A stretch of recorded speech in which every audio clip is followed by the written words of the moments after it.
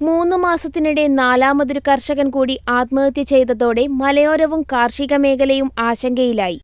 നടുവിൽ പഞ്ചായത്തിലെ പാത്തൻപാറ നൂലിട്ടാമലയിൽ ഇടപ്പാറയ്ക്കൽ ജോസാണ് ഞായറാഴ്ച ആത്മഹത്യ ചെയ്തത്. ശ്രീകണ്ഠാപുരത്തെ മറ്റത്തിൽ ജോസഫ്, കൊളക്കാട്ടെ എം.ആർ. ആൽബർട്ട്, മുടിക്കയത്തെ സുബ്രഹ്മണ്യൻ എന്നിവരാണ് 3 മാസത്തിനിടെ ആത്മഹത്യ ചെയ്ത മറ്റു കർഷകർ. ഇടപ്പാറയ്ക്കൽ ജോസിനെ കടക്കെണിയിലാക്കിയത് കൃഷിനാശവും കാട്ടുപന്നി ശല്യവുമാണ്. സ്വന്തമായുള്ള 15 സെന്റിനു പുറമെ പാട്ടത്തിനെടുത്ത സ്ഥലങ്ങളിലും ജോസ് വാഴകൃഷി ചെയ്തിരുന്നു. വാഴകൾ ഉണങ്ങി നശിച്ചതാണ് സാമ്പത്തിക ബാധ്യതയുണ്ടാക്കിയത്. ഇത്തവണ 2500 വാഴകൾ കൃഷി ചെയ്തിരുന്നു. ഇതിലേറെയും പന്നികൾ നശിപ്പിച്ചു. സഹകരണ സ്ഥാപനങ്ങളിലും സ്വാശ്രയ സംഘങ്ങളിലും ജോസിനെ കടബാധ്യതയുണ്ട്. ഞായറാഴ്ച രാവിലെ സ്വാശ്രയ സംഘത്തിൽ വായ്പയ്ക്കായി പോയെങ്കിലും കിട്ടിയില്ല. കുടിശ്ശികയടയ്ക്കാൻ ബാക്കിയുള്ളതായിരുന്നു കാരണം. ഉടൻ കാശുമായി വരാമെന്ന് പറഞ്ഞ ജോസിനെ കാണാതായതിനെ തുടർന്നുള്ള തിരച്ചിലിലാണ് തൊട്ടടുത്തുള്ള കൊക്കോത്തോട്ടത്തിൽ മരിച്ച നിലയിൽ കണ്ടെത്തിയത്.